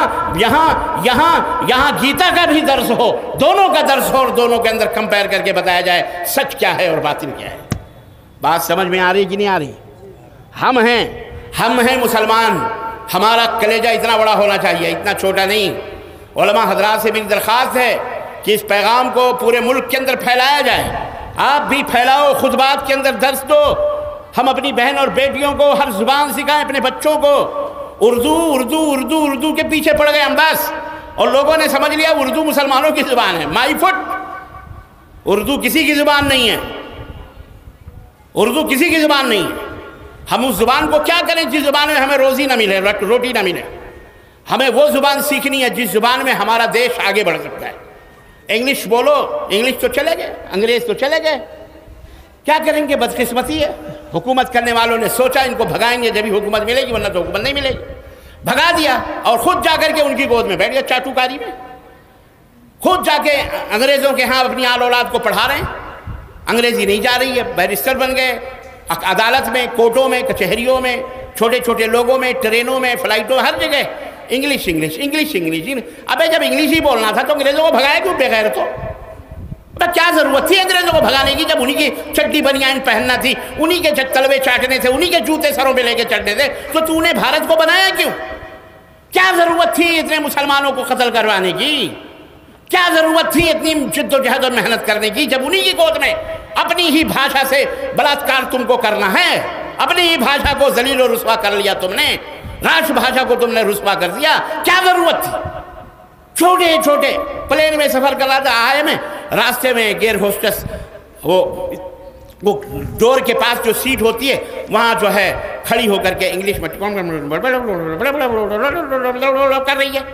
اب میں دیکھ رہا ہوں، مجھے تو نہیں سمجھ میں آئی، تھوڑی بہت آئی کہ یہاں بیٹھے ہیں تو ایسے کرو ویسے کرو۔ اس کو میں بلایا، میڈم ایکسکیوز می، تو کہنے لگی جی۔ میں نے کہا کہ آپ کو ہندی نہیں آتی؟ تو بولتی آتی ہے۔ تو میں نے کہا ہم کوئی انگریزوں کی اولاد سمجھ رکھا ہم کو؟ ہم کیا انگلینڈ میں ہیں؟ فلائٹ میں بیٹھنے کا مطلب یہی ہے کہ ہم بھارتی نہیں ہیں، ہم انگریز ہو گئے؟ واہ! یہ دیکھیں ذہنی تھا جو ناخوب بتدریج وہی خوب ہوا، تھا جو ناخوب بتدریج وہی خوب ہوا، کہ غلامی میں بدل جاتا ہے قوموں کا ضمیر۔ یہ غلامی تھی 150-200 برس انگریزوں کی، جس نے آج بھی ان غلاموں کو غلام بنا رکھا ہے۔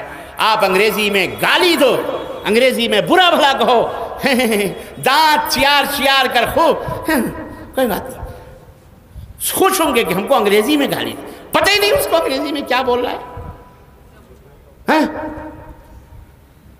اور اردو میں دعائیں دو تو اس کا ماتھا ٹھنک جاتا ہے، جیسے ہم نے اس کو خونخوار نظروں سے کیا کہہ دیا۔ یہ ہمارے ملک کا حال ہے۔ تو بھیا کیا کرو گے؟ انگریزوں نے وہ کیا ہے کام، تو آپ انگریزی اپنے بچوں کو نہیں سکھاؤ گے تو نوکری بھی نہیں ملے گی، چھوکری بھی نہیں ملے گی، ہے کہ نہیں؟ ہاں، اب یہ تیار بیٹھے ہیں انگریزی میں، انگریزی پڑھاؤ تو پڑھاؤ، کوئی مسئلہ نہیں۔ یاد رکھو، ہمیں کسی کی بھاشا سے، کسی کی زبان سے کوئی دشمنی نہیں۔ ہماری ہر بھاشا جو بھی اس دنیا کے اندر بولتے ہیں، ہمارے اللہ نے ان کو بخشی ہے، ہمیں ذمہ داری ہے کہ ہم اس بھاشا میں ان کو اسلام کی، اللہ کی، رسول کی باتیں بتائیں، ان کو زندگی گزارنے کا سلیقہ اور طریقہ، شادی بیاہ کرنے کا ڈھنگ، یہ تمام سب بتائیں۔ یہ ہماری ذمہ داری۔ ہم اردو بھی جانیں، ہندی بھی جانیں، سنسکرت بھی جانیں، انگلش بھی جانیں۔ ہمارے نبی حضرت محمد الرسول اللہ صلی اللہ علیہ وسلم کی سیرت اور آپ کی ہسٹری پڑھنے والا ایک چھوٹا سا اسٹوڈنٹ طالب علم بھی جانتا ہے کہ نبی صلی اللہ علیہ وسلم کے زمانے میں حضرت جب لیٹر آتے تھے، بادشاہوں کے خط آتے تھے، تو وہ عبرانی زبان میں آئے تو اللہ کے نبی کو عبرانی زبان نہیں آ رہی تھی۔ حضرت زید بن ثابت کو اللہ کے نبی نے کہا جاؤ، یہ بھاشا مجھے نہیں آتی، سیکھ کے آؤ۔ اور وہ گئے، 15 دن کے اندر وہ بھاشا سیکھ کے آئے اور آ کر کے انہوں نے صحابہ کو سکھا دیا۔ نبی صلی اللہ علیہ وسلم کے پاس آئے، خط صرف پڑھنا ہی نہیں سیکھا، پڑھنا بھی، لکھنا بھی، اس کا ترجمہ کرنا بھی، سب کچھ اللہ کے نبی نے بہترین PhD ہو گئے وہ ماشاءاللہ بھاشا کے اندر. تو ہم اپنے بچوں کو بھاشا سکھائیں تاکہ جن کو سنسکرت نہیں ہے میں بات کرنی ہے، ہمارا بچہ کسی سادھو سنت کے پاس کھڑے ہو کر کے قرآن کریم لے کر کے الف لام میم ذالک الحمدللہ رب العالمین الرحمن الرحیم مالک یوم الدین سنسکرت کے اندر اس کا ٹرانسلیٹ کر رہا ہے، قرآن کے بھاشا انگلش کے اندر ترجمے کر رہا ہے، سنسکرت کے اندر ترجمے کر رہا ہے، بہترین ہندی کے اندر ترجمے کر رہا ہے، باقاعدہ ہماری بچیاں پڑھ رہی ہیں، سکھا رہی ہیں، سب کو بتا رہی ہیں، ہماری حجت قائم ہو رہی ہے. پھر دیکھو کیا مقام ہوتا ہے تمہارا، اسی سرزمین پر کیا رتبہ ہوگا. اللہ کی قسم وہ دن دور نہیں جب اللہ تبارک و تعالیٰ کے نظروں کے آپ محبوب ہو جائیں گے، لوگ تمہاری جوتیاں اٹھا کے اپنے سروں پہ رکھنے کو فخر سمجھیں گے انشاءاللہ تبارک و تعالیٰ. یہ فارمولہ یاد رکھو، بھاشا سیکھو اور سکھاؤ، عورتوں کو بھی، مردوں کو بھی، بچوں کو بھی، بچیوں کو بھی. اور ایک بات یاد رکھو، تعلیم اس لیے نہ حاصل کرو کہ تمہیں نوکری ملے، معاف کیجئے گا یہ بہت اہم بات ہے. تعلیم اس لیے نہ حاصل کی جائے، ایجوکیشن کا مقصد پیسہ کمانا نہیں، ایجوکیشن سے زندگی جینے کا سلیقہ آتا ہے، ایجوکیشن سے اپنے آپ کی، اپنے اسرہ کی، اپنے خاندان کی، اپنے سماج کی، اپنے معاشرے کی ترقی کا سلیقہ آتا ہے، گفتگو کرنے کا ادب، آداب، تہذیب، تمدن، اخلاقیات، برائیوں سے دوری، منکرات سے اجتناب، پرہیزگاری، اللہ تبارک و تعالیٰ کے حکم کی فرما برداری، یہ تمام عدل اور انصاف تعلیم سے آتا ہے، تعلیم ہم کو دیتی ہے. اس لیے کوئی اگر یہ سوچتا ہے ہمارا بیٹا بیرسٹر بن جائے، یہ ہو جائے، بس کافی ہے، اس کے لیے کافی کچھ بھی نہیں ہے. اگر وہ بد اخلاق ہے، اگر وہ بد زبان ہے، اگر وہ بے ایمان ہے، اگر وہ چور ہے، اگر وہ فریب کر رہا ہے، دھوکہ دے رہا ہے، جھوٹ بول رہا ہے، اللہ کی قسم اس کا جاہل رہنا زیادہ بہتر تھا اس کے علم حاصل کر لینے سے. تعلیم اللہ سے ملانے والی چیز ہے، تعلیم جنت تک پہنچانے والی چیز ہے، تعلیم اللہ کے نزدیک بہت اہم چیز ہے. اس لیے اپنے بچوں کو روزی روٹی کے لیے نہ پڑھاؤ، اپنے بچوں کو بہترین انسان بنانے کے لیے، بہترین انسان بنا کر اس دنیا کو بہترین بنانے والا، اپنی بیوی بچوں کو، اپنے اولاد کو بنانے والا سکھاؤ. اس لیے تعلیم، نوکری تو جھک مار کر کے آئے گی انشاءاللہ تبارک و تعالیٰ، آج نہیں تو کل انشاءاللہ تبارک و تعالیٰ. عزیزان گرامی قدر، تو سماج اور معاشرے کو ہمیں چاہیے کہ ہم محمد الرسول اللہ صلی اللہ علیہ وسلم نے جس طرح سے اپنا سماج بنایا تھا، آپ کے سماج میں ساری برائیاں تھیں. جب آپ مکے کے اندر آئے ساری برائیاں تھیں، چوری بھی تھی، زناکاری بھی تھی، بدکاری بھی تھی، لوٹ بھی تھا، کھسوڑ بھی تھا، جھوٹ بھی تھا، دغابازی بھی تھی، زناکاری بھی تھی، ایک عورت 10 مردوں سے بیاہ کرتی تھی. ظلم اور ستم کی چکیوں میں لوگ پسے ہوئے تھے، اللہ کے ساتھ شرک بھی تھا، اللہ کے ساتھ گستاخی بے ادبی بھی تھی. اللہ کے نبی نے کیسے اس معاشرے کو چینج کیا، کیسے اللہ کے نبی نے اس معاشرے کو بدلا، اور کیسے ان کے دلوں میں اللہ کا خوف پیدا کیا کہ اللہ اکبر. ہم نے وہ دن بھی دیکھا کہ وہی عورت جو 10 مردوں سے شادیاں کرنے کو فخر سمجھتی تھی، جب وہ اسلام کے آغوش میں آتی ہے، نبی کائنات صلی اللہ علیہ وسلم کے ہاتھوں پر بیعت کرتی ہے، اور اس سے زندگی میں ایک غلطی سرزد ہو جاتی ہے، یعنی اس سے زنا ہو جاتا ہے، بھول چوک زنا ہو جاتا ہے. غلطی انسان سے ہی ہوتی ہے، ان سے بھی غلطی ہو گئی، لیکن پیٹ میں جب بچہ آیا تو احساس جرم نے بے قرار کیا، بے چین کیا، نیندیں حرام کر دیں. اللہ کے خوف نے انہیں کھانا پینا ان کے اوپر حرام کر دیا. ڈرتے ہوئے نبوت کی بارگاہ میں حاضر ہوئیں. نبی کریم صلی اللہ علیہ وسلم خدمت میں کہا طہرنی یا رسول اللہ، اللہ کے نبی مجھ سے جرم ہو گیا، میں نے زنا کر لیا ہے، مجھے پتھروں سے مار مار کر کے ہلاک کر دیا جائے، مجھے پاک کر دیا جائے. اللہ کے نبی نے چہرہ ادھر کر لیا، کہا جاؤ جب یہ بچہ پیدا ہو جائے تب آنا. اللہ اکبر، اللہ اکبر. رحمت للعالمین ہیں، اللہ اکبر، رحمت للعالمین ہیں، پوری کائنات کے لیے رحمت بنا کے بھیجے گئے. کہا جرم تم نے کیا ہے، پیٹ میں پلنے والا ننھا منا بچہ معصوم ہے، اس نے جرم تو نہیں کیا ہے، اسے کیوں ہلاک کیا جائے، جاؤ جب یہ پیدا ہو جائے گا تب آنا. اللہ اکبر. وہ خاتون چلی گئیں اور کچھ دنوں کے بعد بچہ پیدا ہوا. بازی ختم تھی، اللہ کے نبی نے بلایا نہیں تھا اپنی عدالت میں، مقصد یہ تھا جاؤ اللہ سے توبہ وغیرہ کر لو، اللہ معاف کرنے والا ہے. لیکن اس خاتون کے اندر جو تقوی اللہ کے نبی نے پیدا کیا تھا، جو آئینہ دل ہو چکا تھا اس آئینے میں اس کے جرم بہت بڑے نظر آئے. پھر نبی کے بارگاہ میں گود میں بچہ لیے ہوئے حاضر ہوئی. انہوں نے کہا اللہ کے نبی طہرنی، بچہ پیدا ہو چکا ہے، اللہ کے نبی اب مجھے پاک کر دو. پاک کرنے کا مطلب سمجھ رہے ہو آپ؟ مطلب مجھے سنگسار کر دو، مطلب میں شادی شدہ ہوں، پتھروں سے مار مار کر، یہ اسلامی قانون ہے، حد ہے، مجھے پتھروں سے مار کر ہلاک کر دو. اللہ کے نبی نے کہا جاؤ اس کو دودھ پلاؤ، تم اس کی ماں ہو، یہ اگر دودھ نہیں پائے گا تو یہ مر جائے گا، جب یہ روٹی کھانے کے لائق ہو جائے تب لے کے آنا. جاؤ. اللہ کے نبی صلی اللہ علیہ وسلم کی رحمت اللہ علیہ جاؤ. چلی گئی.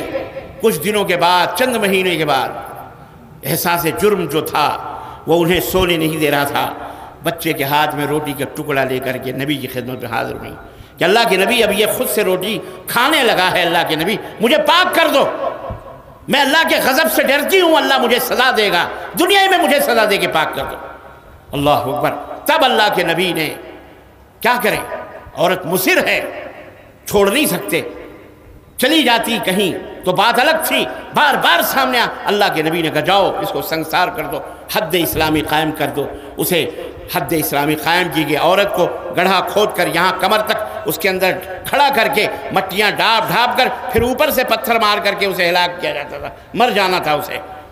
کسی نے ایک پتھر ایسا کھینچ کے مارا کہ کھوپڑی سے خون کا فوارہ نکلا اور وہ چیٹے اس کے جسم پہ آئے تو اس نے بڑی گندی بات کہی اس خاتون کے بارے میں، اور اس نے خون کو جھاڑا، کہا اس ناپاک خون نے میرے جسم کے کپڑے کو ناپاک کر دیا. یہ خبر مدینے کے تاجدار حضرت محمد الرسول اللہ صلی اللہ علیہ وسلم تک پہنچائی گئی تو آپ نے جلال میں آنکھیں کھڑی کی اور فرمایا لوگو تم نے اس کے خون کو ناپاک کہا ہے، اللہ کی قسم اگر مدینے کے گنہگاروں پر اس کے توبہ کو تقسیم کر دیا جائے تو مدینے کے سارے گنہگار اللہ انہیں پاک و صاف کر کے ان کے گناہوں کو معاف کر دے گا. اس نے وہ توبہ کی ہے.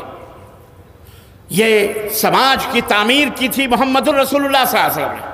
آج ہم کہاں ہیں میرے مسلمان بھائیوں، میرے دوستوں؟ ہمیں اور آپ کو سوچنا پڑے گا ہم کہاں ہیں. تعلیمی طور پر پیچھے، معاشرے کے اندر دھوکہ، فریب، ایک دوسرے کی غیبت، چغلی، قتل، خون، غارت گری، ایک دوسرے کے حقوق کو ہضم کرنا، ہڑپ کرنا، یہ ہمارا شیوا بن چکا ہے. جبکہ ہم جانتے ہیں کہ اگر آپ نے ایک بالشت زمین بھی کسی بھی مسلمان کی ہو یا یہودی کی ہو یا نان مسلم کی ہو، ناجائز طور پر آپ نے ماری ہے، ہدف کی ہے، ہڑپ کری ہے، تو خانہ کعبہ نہیں، پوری دنیا نہیں، خانہ کعبہ کے خلاف پوری زندگی پکڑ پکڑ کر تم معافی مانگتے رہو، اللہ کی قسم وہ گناہ معاف نہیں ہو سکتا. اللہ اپنا حق تو معاف کر دے گا لیکن بندے کا حق اللہ معاف نہیں کرے گا. وہ ایک بالشت زمین کے بدلے 7 زمینوں کا طوق اپنے گلے میں ڈال کر رب کی بارگاہ میں کھڑا. یہ ہمارا عقیدہ ہے، یہ ہمارا اسلام ہے، یہ ہمارا دین ہے، یہ اللہ کا فرمان ہے. یہ سماج کہاں ہے ہمارا؟ کیا ہم ایسے ہیں؟ ہم اپنی بیٹیوں کو اپنی باپ کی جائیداد میں حق دیتے ہیں. باپ مر گیا، 3 بیٹے 3 بیٹیاں، 2 بیٹے 1 بیٹی، 4 لڑکیاں 5، 2 لڑکے 1 لڑکا، 10 5 بیٹیاں چھوڑ کے جاتا ہے. بھائی لوگ باپ کے مرنے کے بعد آپس میں زمین اور جائیداد اور گھر اور پراپرٹی بانٹ لیتے ہیں. بہن کو کوئی نہیں پوچھتا ہے، ماں تک کو نہیں کوئی پوچھتا ہے. کہاں ہے اسلام؟ یاد رکھو، ماں کا حق ہے، پھوپھی کا حق ہے، بیٹی کا حق ہے، بہن کا حق ہے. یہ جو تم ہڑپ کر رہے ہو کہ ہمارے باپ نے کمایا ہے اور اس کے باپ کو اس کی دوسری اولاد کو اس کے دوسرے رشتہ بھول جا رہے ہو، یاد رکھو قیامت کے دن آپ کو اس کا حساب دینا پڑے گا. یہ علماء سے پوچھنا اپنے محلے کے، اپنے علاقے کے، کہ ہم بیٹیوں کا حق نہیں دے رہے ہیں، اس کا کیا حشر ہوگا. بہت سارے لوگ سوچتے ہیں جہیز میں، جہیز تو خود ایک حرام چیز ہے. کہہ رہے جی ہم جہیز میں بیٹی کی شادی کر دیں. تم بیٹے کی شادیاں نہیں کرتے، بیٹے کی شادی میں خرچ نہیں ہوتا. اس لیے عدل کرو، انصاف کرو. یہ سراسر جرم ہے. اپنے معاشرے اور سماج کو صحیح کرو، نیک بناؤ، صالح بناؤ. رمضان المبارک کا مہینہ ابھی ابھی گزرا ہے. جو اللہ رمضان میں تھا وہ 11 مہینے بھی وہی اللہ ہے. قرآن کا مہینہ، مغفرتوں کا مہینہ، برکتوں کا مہینہ، ایمان کا مہینہ تھا وہ. یہ اس کا مطلب نہیں ہے کہ رمضان جاتے ہی قرآن غائب ہو گیا، ایمان غائب ہو گیا، برکتیں غائب ہو گئیں. نہ، بلکہ اللہ کے رسول صلی اللہ علیہ وسلم نے فرمایا کہ شوال کے مہینے میں عید کے بعد جو کوئی مرد یا عورت 6 روزے رکھ لے پورے شوال میں کنٹینیو بھی یا 1 بائی 1 چھوڑ چھاڑ کے 6 روزے اس نیت سے کہ میرے نبی کا فرمان ہے، اللہ کے نبی فرماتے ہیں اس کا اجر و ثواب ایک زمانے کے 1 سال کے روزے رکھنے کے برابر. صرف 6 روزے. رمضان کا روزہ فرض تھا لیکن جمعرات اور پیر کے روزے سنت ہیں، اللہ کے نبی رکھا کرتے تھے. اس لیے میرے مسلمان بھائیوں اور میری ماں بہنوں، روزوں کو اپنی زندگی کا شعار بنا لو. جمعرات کو بھی روزہ رکھو، پیر کو بھی روزہ رکھو. اللہ کے نبی نے فرمایا جمعرات کو روزہ میں رکھتا ہوں کیونکہ اللہ کی بارگاہ میں پورے 1 ہفتے کے اعمال اللہ کے دربار میں پیش ہوتے ہیں. تم جب میرے بھی اعمال پیش ہوں تو میں یہ چاہتا ہوں کہ اس وقت میں اللہ کے دربار میں میرا اعمال روزے سے رہے. اس لیے روزے کو اپنی زندگی کا حصہ بنا لو. ہر مہینے کے 3 روزے سنت ہیں جنہیں ایام 20 کہتے ہیں. 12، 13، 14 عربی کے حساب سے. 12، 13، 14 شوال، 12، 13، 14 محرم، 12، 13 ذی-القعدہ. ایسے ہر مہینے کے ایام 20 کو یا 13، 14، 15 3 دن روزہ رکھو. اللہ کے نبی صلی اللہ علیہ وسلم فرماتے ہیں اس کا بھی اجر و ثواب 1 سال روزہ رکھنے کے برابر. تو عزیزان محترم، یہ قرآن کو ترجمے کے ساتھ پڑھو. قیام اللیل جو ہم نے تہجد پڑھی، تراویح پڑھی، الحمدللہ اس کی عادتیں ڈالو. ایک مہینے تک ہم نے نماز پڑھی ہے، اب اس کو کنٹینیو کرو. سونے سے پہلے کم از کم 8 رکعت پڑھ لو. 3 رکعت، 1 رکعت وتر پڑھ لو سونے سے پہلے. کبھی بھی عشاء اگر نہیں تو عشاء کے بعد پڑھ لو. بہت سارے لوگ کہتے ہیں کہ تہجد کی نماز سونے کے بعد پڑھنی چاہیے. نہیں، اس کا ٹائم عشاء کی نماز کے بعد سے لے کر فجر کی اذان تک تہجد کا ٹائم ہوتا ہے. جب کبھی بھی آپ کو موقع ملے پڑھ لو. میری ماں بہنوں، تم بھی پڑھو جیسے رمضان کو تم نے پڑھا ہے. اس طرح آباد کرو اپنے گھروں کو. اور سنو، شیطان جیسا کہ میں نے بتایا حضرت نوح کے زمانے میں دھیرے دھیرے نسلوں کو برباد کیا. 300 برس کے بعد حضرت نوح علیہ السلام کی نسل میں شرک داخل ہوا. آج ہمارے معاشرے میں بھی شرک آ رہا ہے دھیرے دھیرے، بدعات بھی آ رہی ہیں. ہمارے بچے باہر سے ادھر ادھر سے، ہم برادری دیکھتے ہیں، دین نہیں دیکھتے. شادیاں کر کے لاتے ہیں. وہ لڑکی ہو سکتا ہے وہ لڑکی کسی تعویذ اور گنڈے اور پلیتے والے گھرانے کی ہو، درگاہی مزاری کی لڑکی ہو، کسی نیاز اور فاتحے والے قرآن خوانی والے کی بیٹی ہو، آپ کو پتہ نہ ہو، اور گھر میں آ کر یہاں پہ بھی وہی کالے دھاگے، تعویذ اور جھنڈے بنڈے شروع کرے. میں نے سنا ہے کہ اس علاقے میں باقاعدے اوجھے کھوشے بہت ہیں.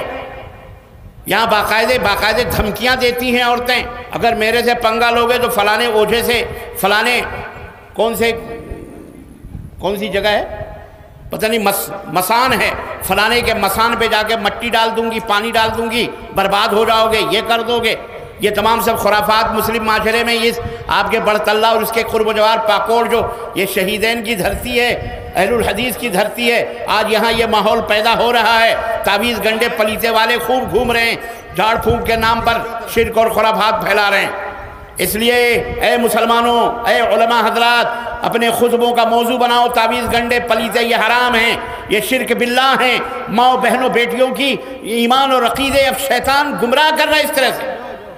ہم نے بہت سارے گھر دیکھے ہیں باقاعدے اس کے اوپر نقشے بنے ہوئے ہیں تعویذوں کے، جناب نقشے بنے ہوئے ہیں، مزار کے فوٹو لگے ہوئے ہیں، جی جناب اجمیر کے فوٹو لگے ہوئے ہیں، درگاہ کے فوٹو لگے، اس پہ نقشے بنے ہوئے ہیں. شو بازی میں کی یہ شو ہے، خوبصورتی ہے. خوبصورتی میں اس طرح سے یہی کہیں میں نے لطیفہ پڑھا تھا کہ بھارت کی کوئی لڑکی چائنا گئی گھومنے کے لیے، टूरिस्ट थी, घूमते घूमते किसी दुकान से गुजरी और वहाँ खूबसूरत सी उसको बेल नज़र आई, बड़ी अच्छी लगी क्योंकि चाइनीज़ ज़ुबान ऐसे वैसे टेढ़ी मेढ़ी होती है तो ऐसा लगता है जैसे फूल खिले हों। वो उसने आकर के, बड़ी बेहतरीन आर्टिस्ट थी वो, एम्ब्रॉयडरी जानती थी, अपना टी शर्ट लिया और उसके ऊपर वो नक्शा पूरा फूल का बना करके जनाब आली सजा वजा करके बड़े फ़ख्र के साथ दूसरे दिन उसी दुकान से वो गुजरी। उसी दुकान से गुजरी तो इत्तफाक से कोई भारतीय शख्स बैठा था, बड़ी शर्म आई उसको। उसने कहा लड़की इधर आ, कहाँ की है? बोले इंडिया की हूँ। बोले की तुझे पता है ये क्या लिखा हुआ है? तुमने कहा ये तो देखो तुम्हारी इस दुकान के ऊपर कितनी बेहतरीन और ख़ूबसूरत बेल लिखी हुई थी, मैंने वही देखा, मुझे अच्छी लगी, मैंने यहाँ अपने यहाँ ऊपर सीने के ऊपर मैंने उसको लिख लिया, मुझे बहुत अच्छी लगी, ये तो फूल है। कहा बेवकूफ़, ये फूल नहीं है, ये दुकान है। ये दुकान पे ये लिखा हुआ है कि यहाँ हमेशा ताज़ा दूध हमें मिलते हैं। नहीं समझ में बात आई? हाँ आ गई, शेख मुर्तज़ा की समझ में आ गई, आपकी समझ में नहीं आई। आज हमारा भी यही हाल है, हम शिर्क को फूल समझकर अपने घरों के दरवाज़ों पे लगा लगा के घूम रहे हैं। हमें पता ही नहीं शिर्क क्या है, तावीज़ गंडे पलीते क्या हैं, नक्शे। नया घर है उसके ऊपर यहाँ लगा हुआ, वहाँ लगा हुआ, वहाँ हर जगह लगे हुए, दुकानों पे भी। इस तरह शैतान दाखिल होता है, उजाड़ दो, निकाल दो उसको। समझ में बात आई कि नहीं आई? शिर्क बहुत आहिस्ता आहिस्ता दाखिल होता है, समाज को खोखला कर देगा। इसलिए अपनी आंखें खुली रखो, शिर्क और बिदात हरगिज़ हरगिज़ नहीं होने चाहिए। बहरहाल अल्लाह अज़्ज़ व जल से दुआ है कि अल्लाह हमारे समाज और माशरे की इस्लाह फरमाए, और अल्लाह इस जलसे को बपा करने वाले और इस जलसे के अंदर जो शिरकत करने वाले, या जो आवाज़ें हमारी जहाँ जहाँ तक जा रही हैं, और जो माएँ बहनें बेटियाँ जिनके जो भी ज़रूरियात और हाजात हैं, अल्लाह जायज़ तरीक़े से उनको पूरी फरमाए। और अल्लाह जो कुछ भी आप लोगों ने अल्लाह की राह में सदक़ात खैरात जो कुछ भी आपने दिए हैं, अल्लाह रब्बुल इज़्ज़त उन सब को कबूल फरमाए। दामे दिरमे क़दमे सखने जिस अंदाज से भी अल्लाह हमारे उलमा की हिफाज़त फरमाए, दुआत की हिफाज़त फरमाए, हमारे अहलुल हदीस की हिफाज़त फरमाए, तमाम मुसलमानों की हिफाज़त फरमाए, हमारे अपने वतन के अंदर हमको बाइज़्ज़त बनाए। अल्लाह हमें हर ज़िल्लत और रुसवाई से महफूज रखे। अल्लाह शिर्क और मुशरिकों को ज़लील और रुसवा फरमाए। अल्लाह बिदअत और बिदअती को नीस्त नाबूद फरमाए। अल्लाह तबारक व तआला इस्लाम और मुसलमानों को इज़्ज़त अता फरमाए, और अज़िल्ल शिर्क वल मुशरिकीन, अल्लाह मुशरिक और शिर्क को ज़िल्लत अता फरमाए। अल्लाह हम सब को सेहत व आफ़ियत अता फरमाए। अल्लाह तबारक व तआला हम सब के बच्चों की इस्लाह फरमाए, हम सब के बहनों बेटियों की जो जवान हो चुकी हैं, अल्लाह ताला गैब से उनकी मदद फरमाए और उनके लिए बेहतरीन शादियों का इंतज़ाम करे। और जो हमारे भाई हैं, बच्चे हैं, बेटे हैं, उन्हें बेहतरीन बीवियाँ अल्लाह अता फरमाए, और अल्लाह ताला सबको अल्लाह से सेहत व आफ़ियत के साथ लंबी उम्र अता फरमाए। आमीन या रब्बल आलमीन। व सल्लल्लाहु अला नबीना मुहम्मद व अला आलिहि व सहबिहि अजमईन।